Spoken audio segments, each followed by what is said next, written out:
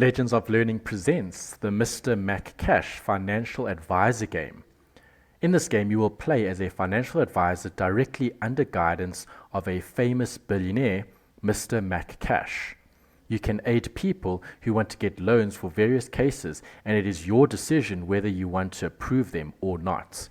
If you look at the game details and curriculum integration, you will see that there are different discussion questions that are present that you should consider.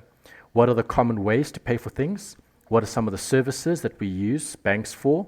And how do people make large purchases such as houses and cars when they do not have enough money to buy these items? So there'll be a lot of credit described in this particular game. After the game, you should be able to notice if different individuals have been maybe a potential victim of fraud. Also, why must you pay interest rates on purchases using a credit card? And what is the criteria when considering whether you should make a large purchase or not? So there are many different concepts that will be covered in this game, solving real-world problems, looking at interest rates and the loan length and the overall cost of credit. We'll also be looking specifically at how small amounts of money can be invested regularly and saved towards the future for something like college or retirement, and that'll grow over time. It's very important to also know how to calculate simple and compound interest, and we'll identify and explain advantages and disadvantages for the different payment methods. And then finally, analyze situations to determine if they represent financially responsible decisions and identify the benefits of financial responsibility and the costs of being financially responsible. So that's basically what the game is going to be covering. So let's get started. As always, you will be given a few quiz questions to start off the game, just to understand whether something is something that you're familiar with or not. So when looking at this question, identify whether the statement describes an advantage or a disadvantage about the payment type given. If the statement describes a disadvantage, you will put in a 0, and if it's an advantage, you'll put in a 1. So payment type cash, there are no fees for using cash. That's true, that is an advantage. Statement describing a disadvantage, 0. Statement describing an advantage, 1. The next payment type is a check. Checks give anyone who handles the check access to your bank account number. No, that doesn't. That's false. Checks give anyone to that's false. So if it's false, it would be a disadvantage. While your bank number is there, it can be present on the actual check, but would that be an advantage or disadvantage? False. Well, let's go with advantage because details are present, just not all the information is provided. And then Sandra receives $75 for her birthday from her grandfather after each year, from first grade through to 12th. Which choice below would most likely see that Sandra has the most amount of money saved up when she graduates from high school? Saving money in a piggy bank, spending the entire amount on lottery tickets, spending the entire amount on baseball cards, investing the entire amount in a bank account that bears interest. Definitely something that generates interest. And the last one, if it's false, 0, if it's true, 1. Credit card companies charge interest on any amount that is not paid in full at the end of each billing cycle. Okay, so that is true, but sometimes credit cards do have like an interest-free period that is applicable. So if we just look at the statement as is, credit card companies charge interest on any amount that is not paid in full at the end of each billing cycle.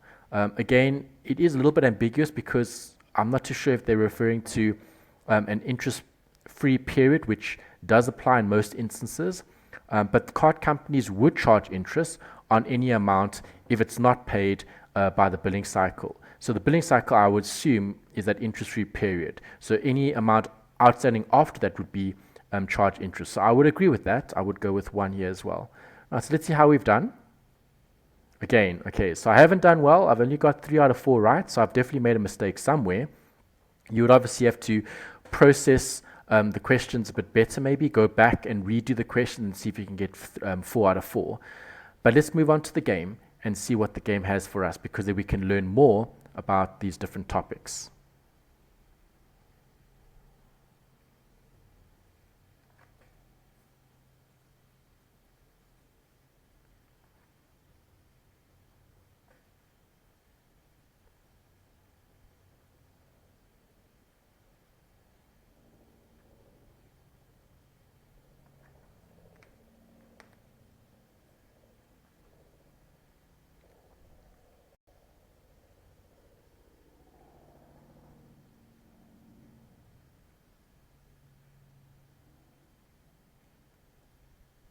We've started the game. Let's click to continue.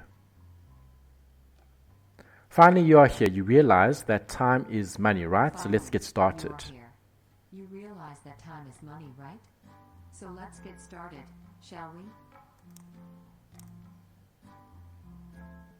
An amount of money borrowed or deposited would be the principal. The percentage of interest, the percentage of the interest money. That would be the rate.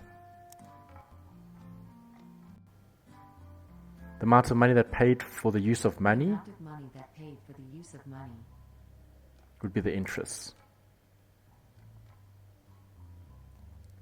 Right, then you have a whole bunch of different scenarios here. buys an item for $1,400.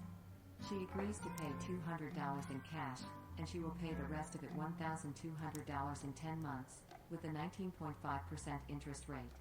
She agrees to pay the seller $130 every month, thus bringing the seller the total for $2,731.71.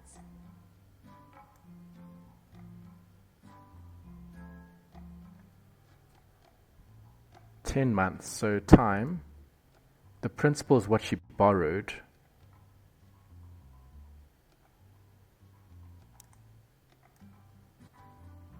And then the 200 is the interest because she's paying cash. No. Interest is what? Oh, the total. I assume this is the total interest, so what's included? Okay. The down payment was the 200, yes. All right, so we've got all those amounts. Great, you can answer at least all of that. Great, now we go to the business. It's all of that. Now let's get to business. Since time is money. Your job is to consult those who are lost in their money problems. Answer those who ask, and always remember to do your best in everything. If they need you to calculate, accept or reject them as you see. okay, so here we have different clients. Good day, dear customer. How can I help you? All right, so these clients need help. I've got this bill for something I've never purchased before. Yeah, I mean, I used my account a lot when I bought something online or when paying something online. Okay, so the customer received a bill for an item online transaction that the customer never purchased. What is happening? It's most likely fraud because it's a bill that she's never purchased. Actually, that was me. Yeah, I used the account a lot when I bought something. I'm sorry to tell you, but your card has had a fraudulent purchase. Yeah, so fraud can arise if people get hold of your card information. So that's always something you need to be wary of. Don't give out your banking information to anyone. Oh no. What should I? The customer's card was has a fraudulent purchase. What should the customer do? Pay them and go home? Block the card. Definitely block the card. Blocking the card will stop people from making fraudulent payments on her accounts. The only solution is we offer right now is to block your card. Can I do something against this offender? Unfortunately, we can't since it's a legitimate purchase. It's the only solution we can offer. Block your card and get a new one. I should renew my card on all those websites then. I'm sorry. Okay, so that's a good decision. Good day, dear customer. Here's another customer with another problem. How are we going to help them? So here, I want things to be easy. We might have a solution for you. the customer wants all transactions to be easy to do and manage. What can the customer do? Don't get lazy. Online banking, hire someone to do your chores. This is looking at managing transactions, so definitely online banking. Online banking.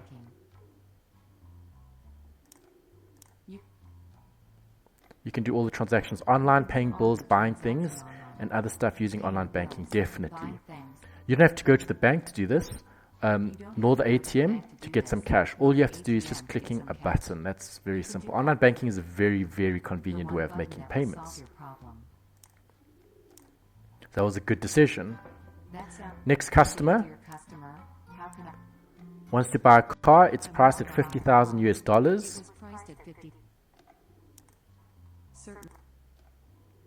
And there's an annual payment rate of around 2.7%. Let me calculate your monthly payments.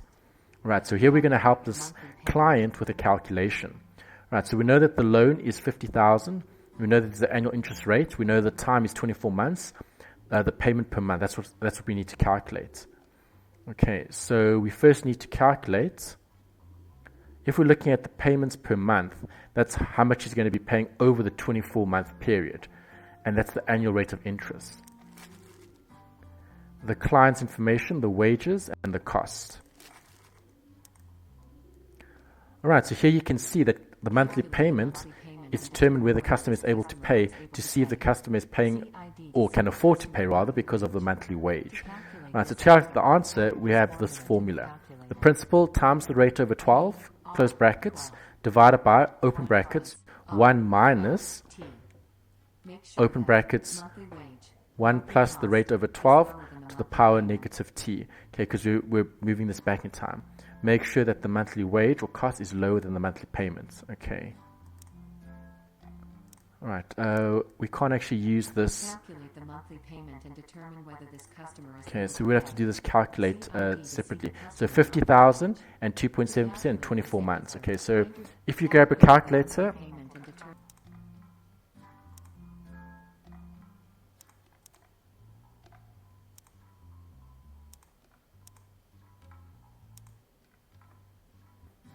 All right, so if you work out that payment, you're going to get that amount, which is the amount that she has to pay every month.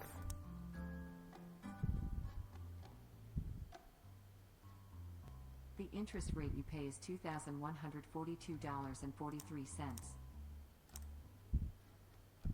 Pleasure doing business with you. Good work today. Let's get. Good work. I hope you give your all again tomorrow. And that's the first day, and then you continue.